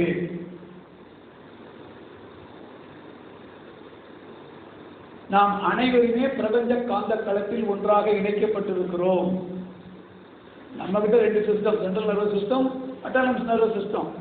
இந்த 2ஐ கொண்டு இயங்கி நாம் செய்கிற செயலுக்கெல்லாம் விளைவை கொடுப்பது அந்த யூனிவர்சல் வேவ் சிஸ்டம். இதைத்தான் கடவுள் என்று சொல்லலாம், இயற்கை என்று சொல்லலாம், எப்படி வேணாலும்.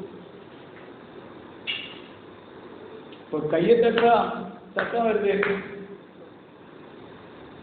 இந்த கையை நான் தட்டினேன், இதனால் இந்த சட்டம் வந்தது. ஆனால் இந்த சட்டத்துக்கு நான் சொல்லுவேன், எப்ப நான் பொறுப்புன்னு சொல்லலாம்? நான் தான் செஞ்சேன்னா மறுபடியும் ஒரு முறை கை தட்டி சத்தம் வராமல் கை தட்டினா சத்தத்தை நான் தான் உண்டாக்குறேன். எப்போ தட்டாலும் சத்தம் வருது, எப்படி தட்டினாலும் வருது, எப்படி தட்டினாலும் வருது. இப்போ பசிச்சா சாப்பிட்டா தானே பசி போகுது. அதே சாப்பாட்டில் அதிகமாக சாப்பிட்டா நோய் வந்துடுது இல்லை? யார் செய்யறா? சரி நான் இதெல்லாம் செய்வேன் அப்படின்னு நேராக குருவாயூரப்பன்ட்ட போய் நான் உனக்கு இதை தரேன் அதை தர்றேன், ஆனால் இதெல்லாம் செய்வேன், எனக்கு அந்த மாதிரி விளைவுகளும் வரக்கூடாது அப்படின்னா அது கொடுக்குமா? இதை சொன்னவொன்னு சில பேர் அப்படி ஒரு மாதிரி கேட்பாங்க, ஓ இப்படி பேர் எங்கேயும் வந்திருக்காரு. இல்லை, நான் இந்த 30 வருடம் இங்கே வர்றதுக்கு முன்னாடி 16 வருடங்கள் கிட்டத்தட்ட 100 முறைக்கு மேலே தவறுகளை குறிக்கிறது. எப்படி 100 முறைன்னு ஆச்சரியமாக பார்க்குறாரு. எப்படின்னா மாத உதவி 2 தரம் போவேன், ஏன்னா என்கிட்ட வேணும் இருந்தது டிராவல் வச்சுருந்தேன். நான் ஐயப்ப சேவா சங்கம் தஞ்சை மாவட்டத்துடைய ஆர்கனைசிங் செக்ரட்டரி. அப்போ இதில் ஒரு உண்மை தெரிவித்து பாருங்க, இவன் போகிறது எதுக்கு போகிறான், செஞ்ச பாவத்தை தொலைக்கிறதுக்கும் பாவம் செய்யாமல் இருக்கிறதுக்கும். ஆனால் போகும்போதே பாவத்தை கூட விட்டு பாருங்க. என்னை கூட்டு போனா ஈஸியாக இடம் கிடைக்கும், கியூவில் நிற்காம மேல்காசிட்ட போய் அபிஷேகம் பண்ணிட்டுலாம். இது எப்படி இருக்கிறோம் புரியுதா? அப்போ இங்கேதான் சாமி சொல்றாங்க, செயலிலே விளைவாக தெய்வ ஒழுங்கமை இருக்க பயனென்ன தவறிழைத்து பரமனை பின்பேந்துவதால் தப்பு கணக்கிட்டு தான் ஒன்று எதிர்பார்த்தால் ஒப்புமோ இயற்கை விதி, ஒழுங்கமைப்பு கேட்டபடி அப்போதைக்கப்போதே அழித்திடும் சரி விளைவு, எப்போதும் கவலையுற்று இடர்படுவார் இதை உணரார். இதான இறை உணர்வு. எல்லாருக்கும் இறை உணர்வு வேணும், இறை உணர்வு வேணுங்கிறோம். எது இறை உணர்வு? விளைவாக வருவது இறை என்றால் அந்த விளைவை அறியக்கூடிய விழிப்பு நிலை தானே இறை உணர்வு.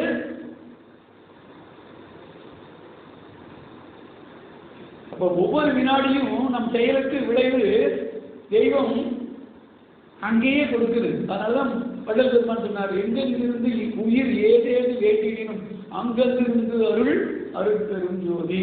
இதான் தெய்வம் நின்று கொள்ளும். ஆனா நம்ம என்ன சொல்லிட்டு இருக்கோம், அரசு அன்றே கொண்டுடும், தெய்வம் கொஞ்சம் லேட்டா வரும்.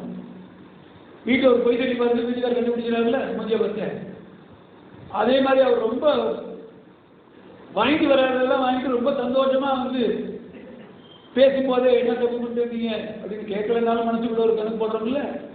இதான் அரசின் அழகு உங்களுக்கு தெரியும். தெரியுது?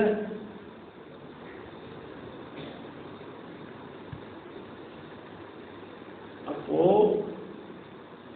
உனக்குள் நீ நின்று உறவினரை காணாமல் நான் என்றிருந்தேன் நலமழிந்தேன் பூரணமே என்கிறார். உள்ளத்து ஒருவனை உள்ளுரு ஜோதியை உள்ளம் விட்டு ஓரடி நீங்கா ஒருவனை உள்ளமும் தானும் உடல் இருப்பினும் உள்ளம்தான் ஒருவரியாதே. கண்ணின் அருகே இமை இருந்தும் கண்கள் இமையை பார்த்ததில்லை.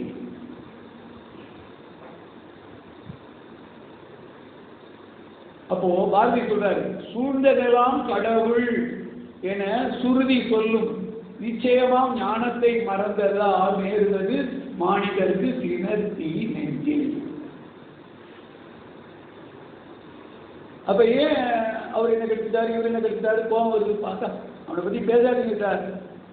நினைச்சாலே பத்திக்கிட்டு வருதுமா. எதை நினைச்சு பத்திக்கிட்டு வருது?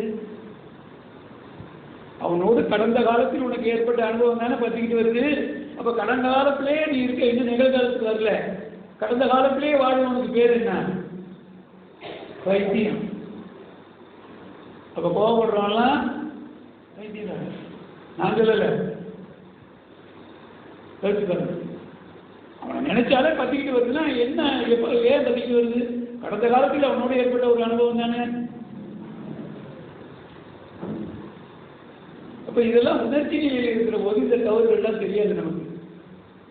அந்த உணர்ச்சி நிலையில் இருந்து ஒரு உணர்வு நிலைக்கு வரணும். இந்த தன்முனைப்பு எல்லாம் நன்முனைப்பாய் மாறணும். அதற்கு இறை உணர்வு வேணும். இறை உணர்வு என்பது விளைவை அறிந்த அயரா விழிப்பு நிலை. ஏன்னா நமக்கு அனுமான அறிவு இருக்கு. ஒரு செயலை செய்வதற்கு முன்னாடியே past experience, present situation, future result மூணையும் கனெக்ட் பண்றோம்ல. பண்றோமா? பண்ணா நான் தெரியாத ஞானம். இந்த ஞானம் என்பது தான் வேற ஒன்றும் இல்லை. கடந்த கால அனுபவம், தற்கால தேவை சூழ்நிலை, இதனால் எதிர்காலத்தில் வரக்கூடிய விளைவு மூன்றையும் சிந்தித்து ஒருங்கிணைத்து செயல்பட்டால் அவன் முக்காலமும் உணர்ந்த ஞானி. அதுதானே யாரோ எங்கேயோ இருந்தாலும் படிச்சுட்டு உட்காந்துருக்கோம், நம்ம ஆக முடியாதா? யோசிச்சு பாருங்க. சாமி சொல்ற உதாரணம், பாலை காய்ச்சி கொண்டே இருக்கீங்க, இன்னும் கொஞ்சம் தானே இருக்கு. அப்ப இது அலட்சியமா அறியாமையா? அறியாமையா? அலட்சியம். எத்தனை முறை பொங்கி இருக்கு. இது உங்க பக்கம். நாங்க பால் காய்ச்சுவோம், நீங்க வீட்டில் இல்லைன்னா நாங்க பால் காய்ச்சுவோம். வந்து ஒன்றும் சொல்ல விடாத. நீங்க என்ன காலை அடுப்பில் வச்சுட்டு அப்படி எட்டி பார்ப்பீங்க, மழை சொல்ற மாதிரி இருக்கு, பக்கத்து விட்ட மாதிரி சொல்லலாம், மழை வர மாதிரி இருக்கு, பானை வச்சு எதுவும் போட்டிருக்கேன்னு அது யோண்டி இதை விட்டுட்டு அங்கே போவீங்க, அதை எடுத்துட்டு வரதுக்குள்ள இது பண்ணி ஊட்டி இவ்வளோதான் விஷயம். ஆனால் நாங்கள் அப்போ அதெல்லாம் செய்ய மாட்டோம். ஏன்னா துவைச்சா தானே அது 3 நாளாக தான் கையில் தான் கிடக்குது. மிஷினில் போட்டு ஆன் பண்ணுறதுக்கு அவ்வளோ இருக்குது. நீங்கள் வந்து தான் பார்க்கணும். அப்போ பக்கத்துலேயே நிற்போம், பார்த்துக்கிட்டே இருப்போம். பாலும் பொங்கும். ஐயோ பால் பொங்குது பெருமையா தூக்கி இருக்கிற பாலையும் வைக்கிறோம். இப்போ உங்களுக்கு அலட்சியம் இருந்தது, எங்களுக்கு விழிப்பு நிலை இருந்தது. ஆனால் கொட்டா சுடுங்கிற விளைவை அறிந்த விழிப்பு நிலை இல்லையே. அப்ப வெறும் விழிப்பு நிலையால் ஏதாவது நமக்கு பயன் கிடைக்குமா? விளைவாக வருவது இறை. அப்ப இறையை உணர்வது என்றால், விளைவை அறிவது என்றால் ரெண்டும் ஒன்னா வேறையா? அப்ப இறை உணர்வு என்பது எப்படி இருக்கணும்? ஒவ்வொரு செயலை செய்வதற்கு முன்னாடி, அதாவது நம்ம செயலிலே விளைவாக செய்வ ஒழுங்கமைப்பு தவறு என்ன, பயன் என்ன, தவறு இழைத்து கடைசியா போய் அறிவு இருக்கான்னு கேட்டால் அவ்வளோ கோபம் வருது. யாரையாவது கண்டுற முடியுமா? அடிச்சிடுவான். மணி ஆகிட்டா, மணி வராதுன்னா மணி ஆகிடுச்சு என்ன கேட்டேன். எத்தனை முறை அறிவு இருக்கான்னு கேட்டால் அடிக்க வருவீங்க. ஆனால் எத்தனை முறை அங்கே போய் நின்றுட்டு அறிவு கத்திரமா இப்படி பண்ணிட்டேன், சத்தியமா என்ன பண்ண மாட்டேன், எப்படியாவது இந்த முறை காப்பாற்றிடு. யார் காப்பாற்றுறது?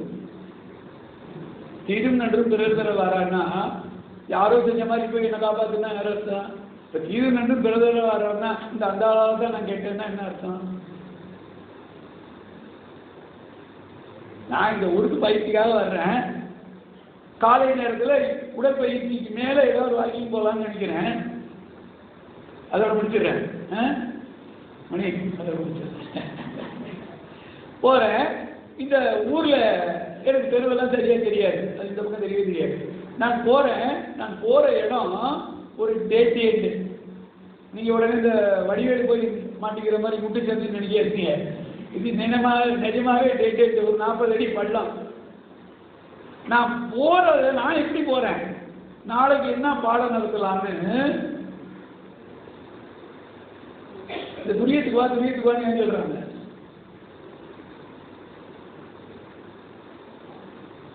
கோணா மனதை வித்தவுட் எனி ஆசிலேஷன், கோணா மனதை குறி கொண்டு வித் ஒன் எய்ம். என்ன? கோணா மனதை குறி கொண்டு கீழ்கட்டி வீணா தண்டூடே முதுகு தண்டு வழியா வெளிப்புறம் உச்சிக்கும் கீழே உள்நாட்டுக்கு மேல ஒரு வெளி இருக்காங்க, அண்டத்தில் உள்ளதெல்லாம் பிண்டத்தில். அங்க நின்னா எப்படி இருக்குமா? காணா கண் கேளா செவி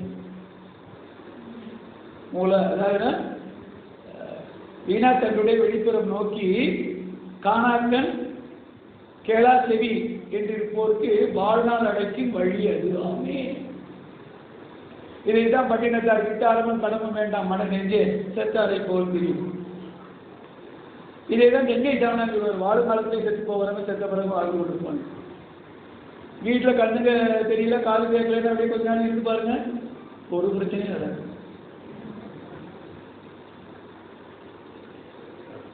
இல்லையா? அப்போ அந்த வழியா நான் போயிட்டு இருக்கேன். ஒரு டெட் எண்டு ஒரு பையன் அந்த பக்கம் பிளாக்ல வந்து என்ன பார்க்குறான். நான் இங்கே நின்றுட்டு போகிறேன் ஜாலியாக, நாளைக்கு என்ன படம் நடத்தலான்ட்டு. அவன் யோ போறையா காலம் தான் கேட்காது ஒன்று, நான் போய்கிட்டே இருக்கேன். அவன் பார்த்தான், சரி இவன் சாவறதுக்குன்னே போகிறான், நம்ம கண் பார்வையில் ஒரு கொலை வேண்டாம் அப்படின்னு காப்பாற்றலான்னு ஒடியாரான். இந்த சினிமா கிளைமேக்ஸ் நான் போவேன் ஒடியார, நான் போவேன் ஒடியார, இப்படியே போய் நான் இந்த எட்ஜுக்கு போயிட்டேன். ஒரு காலை தூக்கி வச்சேன்னா காலி, ஒன்றுமே செய்ய முடியல இவனால. ஒரே வழி என்ன, ஓங்கி ஒரு அரை விட்டான் முதுகில். சுழின்னு வலிச்சோடனே இயல்பா நான் உள்ள மிருகத்தன்மையில அப்படி கையை ஓங்குறேன். அவன் கூலா சொல்றாயோ அந்த பாரியா கையை ஓங்குறேன், இப்படி பார்க்குறேன். இப்போ கை இப்படி இருக்குமா இப்படி இருக்குமா சொல்லுங்க. இதுதான் பிரச்சனை. தெரியுதா? நம்முடைய அறியாமைக்கு, நம்முடைய தோல்விக்கு யாராலையோ காரணம் காட்டிக்கிட்டு இருக்கோம். ஆனால் தீரும் நன்றும் பிறர் பிற வாரா என்பதை மறந்துடணும். அவரவர் வினைவழி அவரவர் வந்தனர், அவரவர் வினைவழி அவரவர் அனுபவம், எவரவர் உதவினர் எவரவர் உதவினர், தவறது நினைவுதானே தன்னை அறிதல். தன்னை உணர்ந்தா, ஏன்னா எல்லாம் அறியும் அறிவு, தன்னை விட்டு எல்லாம் அறிந்து மீன் ஒன்றும் இல்லை. அப்போ தன்னை அறிகின்ற ஒரு தவம், அறிந்த நிலையிலே வாழ்கின்ற அறம், இந்த ரெண்டையும் கடைபிடித்தால் நமக்கும் நம் சந்ததிக்கும். இப்ப தெரியுதா ஏன் மனிதனுக்கு ஞானம்னு? மனிதன் மனிதனா வாழணும்னா இந்த தெளிந்த அறிவு வேணும். அப்ப ஒண்ணு மட்டும் சொல்லுங்க, அறிவாலே அறிவினை எழுதிக்கங்க ஸ்டூடெண்ட். வள்ளலாருடைய 4 வரி ரொம்ப அருமையான ஒரு அறிவாலே அறிவினை, அதாவது மனம் அறிவை பார்த்து கேட்குது. தலைவி தோழி பாவத்தில் எழுதியிருக்காரு, அறிவாலே அறிவினை அறிகின்ற போது அடுத்தலை அங்கு அனுபவமாவது ஏதடி தாயே. அறிவாலே அறிவினை அறிகின்ற போது அங்கு அனுபவமாவது ஏதடி தாயே. அதுக்கு பதில் பிரிவாலே செறிவாலே தெரியாது தெரியும். போடுங்க. பிரிவாலே கிளாஸ் மாதிரி போயிடும். பிரிவாலே செறிவாலே, புரியுதா?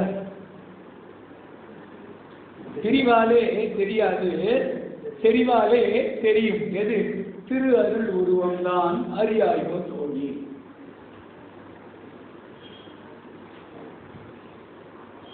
பிரிவாலே கண்டவர் உண்மையை உணர்ந்தவர். கல்ல கண்டா நாயை காணும், நாயை கண்டா கல்ல காணும். மரத்தில் மறைந்தது மாமத யானை, மரத்தில் மறைந்தது மாமத யானை, பரப்பில் மறைந்தது பார்வதி, பரத்தால் மறைந்தது பார்வதி. இதைதான் நான் சொல்றேன். பேரியக்க மண்டலம் பெரிதுதான் என்றாலும் ஓர் இயக்கமாய் உந்தன் உடலாய் அதை காண்கின்றேன். சீர் இயக்கங்கள் எல்லாம் சிந்திக்க பெரும் வியப்பு. யார் இயக்க வல்லாரே உனையன்றி இப்பேரண்டத்தை. இந்த உடலை, இந்த உடலுக்குள்ள உயிர் இருக்கிற அறிவு தானே இயக்கணும். அப்ப அந்த உடலுக்கு அறிவு எது? பேரறிவு. இப்ப இந்த உடல்ல பாருங்க, ஒரு வேண்டாத உள்ள போச்சுன்னா எப்படியாவது பார்த்தாவது வெளியில எடுத்துரும். இப்படி எப்படி இருக்கும்? நீங்க வேண்டியது வெளியில போச்சுன்னா எப்பாடு பார்த்தாவது முளைக்கட்டை விட்டு ஸ்டார்ட் பண்ணிடும் பிளட்டை. அப்ப இந்த உடலுக்கு இந்த அறிவு எதை நீக்கணும் எதை சேர்க்கணும்னு தெரியும்னா, அந்த உடலை சேதப்படுத்தினா அந்த அறிவு எதை நீக்கணும் எதை சேர்க்கணும்னு தெரியுமில்ல. ஏன்? அது இயற்கை பேராட்டக்காரன். இயற்கை என்ற பேராட்டக்காரனுக்கு எல்லா ஜீவன்களையுமே எடுத்தாடும் காய்கள். இடம் மாட்டி வைப்பான், தீத்தெறிவான், அருள்வான், விளையென்று தீர்ப்பளிக்க திறந்தோர் யார் இப்பேருலையில் தங்கினான். இதுதான் இப்ப சமுதாய வினையும் சமூக விலகலும். புரியுதா? அப்ப நமக்கு பலமுறை வந்துட்டு தான் போயிருக்கு. ஆனா நம்ம தான் இம்யூனிட்டியை ரைஸ் பண்றோம். ஏன்? நம்ம உணவு முறை எப்படி? இஞ்சி பூண்டு மஞ்சள் எல்லாம் சேர்த்துக்கிட்டே இருக்கோம். வந்துட்டு போயிடுச்சு, அதுக்கப்புறம் ஊசி போட்டுருக்கோம். புரியுதா? வாழ்வாழ். ஆகவே மனிதனுக்கு மட்டும் ஞானம் ஏன் என்றால், அரிதாக பிறந்தவன் மனிதன். மனிதனுக்கு மற்ற விலங்குகளுக்கு என்ன? இயற்கை வளங்களை அப்படியே ஏற்று அனுபவிப்பது 5 வரைக்கும். இயற்கை வளங்களை எல்லாம் தன் உடல் ஆற்றலை கொண்டும் தன் அறிவின் திறத்தாலும் உருமாற்றியும் தரம் மாற்றியும் அனுபவிக்கக்கூடிய ஆற்றல் மிக்கவன் மனிதன். இந்த மனிதன் இருக்கிறதை தானா செயலுடைய பிடித்தது. புரியுதா? அப்போ இதையெல்லாம் உணர்ந்து செயல்படுவதற்குரிய தெளிந்த அறிவு தான் ஞானம். இந்த ஞானத்தை பெறுவதற்கு தவமும். இப்போ துன்பம் இல்லாமல் வாழ்வதற்கு என்ன வேணும்? எதுனால துன்பம் வருது? துன்பம்னா என்ன? மணி தவிக்கிறாரு. இந்த ஒரு கேள்விக்கு மாத்திரம் பதில் சொல்லுங்க. துன்பம்னா என்ன? எதனால வரும்னு சொல்லக்கூடாது. இந்த வேலையே வேணும். துன்பம்னா டிஃபைன்ஸ் ஆகும். துன்பம்னா என்ன? உடலுக்கும் மனதுக்கும் பொருந்தாத ஒரு உணர்ச்சி. நீங்க தான் வெக்கப்பட வேண்டாம். சாமி என்கிட்ட கேட்கும், நான் சாமி தான் பதில். அப்போ உடலுக்கும் மனதுக்கும் பொருந்தாத ஒரு உணர்ச்சியே துன்பம். இப்போ இன்பம்னா என்ன? அதை கேட்கறதுக்கு நான் இப்போ ஆரியாவிலேருந்து 2 வீலரில் இவ்வளோ நேரம் ஒழிய உங்களை கேட்க வர்றேன். பசினா என்ன? அது சொல்லுங்க. பசினா என்ன? அது ஒரு உணர்ச்சி. அந்த உணர்ச்சி உரிய நேரத்தில் உரிய பொருளை கொண்டு உரிய முறையில் சமன் செய்யலைன்னா வல்லுணர்ச்சி ஆகும். வல்லுணர்ச்சியான துன்பத்தை கொடுக்கும். அப்போ துன்பம் வேண்டாங்கிறதுக்காக தானே சாப்பிட்றோம். ஆனால் மத்தியான நேரம் பல முறை சாப்பிட்டதுக்கு அப்புறம் எப்படி இருக்கு? உட்கார முடியாமல், படுக்க முடியாமல், போர் அடிக்குது. எனக்கு இன்பம் இல்லை, துன்பம் இல்லை. அதுக்கு பேர் தான் சமநிலை, அமைதின்னு பேர். அது வரும்போதெல்லாம் அதுதான் தெரியாமல் விட்டு அடுத்தவங்கிட்ட போய் வாயை விட்டு வம்பிடுத்து ஒரு பகையை உண்டாக்கி. அப்போ சொல்லுங்க, துன்பம் நீங்க செய்கிற செயலில் மீண்டும் துன்பம் வந்துருச்சு. அப்போ இன்பம்னா என்ன? துன்பத்தை நீக்குவதற்காக நாம் செய்கிற செயலுடைய சரியான விளைவே இன்பம். புரியுதா? அப்ப இன்பத்தை அனுபவிக்கணும்னா இன்பத்தை தேடி ஓடுவது சரியா, துன்பங்களை நீக்கிக் கொள்வது சரியா? இப்ப துன்பம் எதனாலலாம் வரும்? உடலாலும் மனதாலும். இப்போ உடலையும் மனதையும் சரி பண்ணாமல் துன்பம் போகுமா? இப்ப எங்க வந்திருக்கோம் தெரியுதா? வாழ்க்கையில இதுவரைக்கும் இந்த மாதிரி சிந்திக்கவே இல்லை. இதைத்தான் நமக்கு கதையா சொல்லியிருக்காங்க.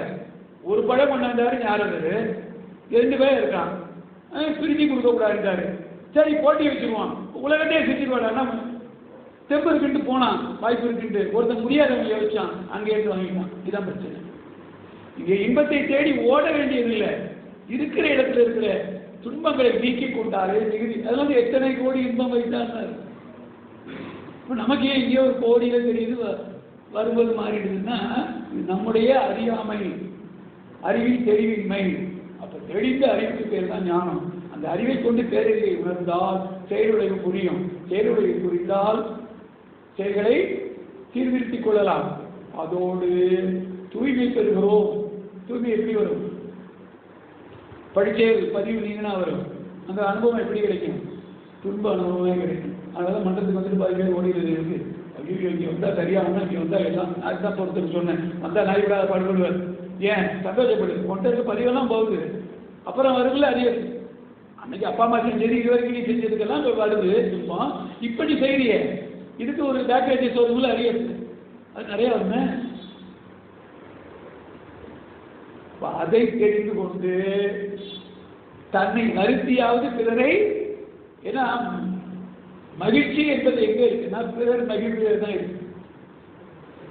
அப்போ நீங்க எதெல்லாம் உங்களை காப்பாற்ற நினைக்கிறீங்களோ அதை முதலில் விட தயாரா இருக்கும்.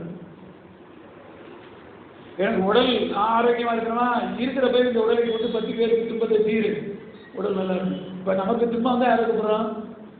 கடவுளை. இப்போ ஒரு துன்பத்தை நீக்கினா நம்ம யாரு? கடவுள் துன்பம் வருமா? அவ்வளவுதான். இதான் ஞானம். சரிதானே? தவிச்சிக்கிட்டு இருக்காரு. மைக் வேணுமா? நான் படிச்சுக்கிறேன்.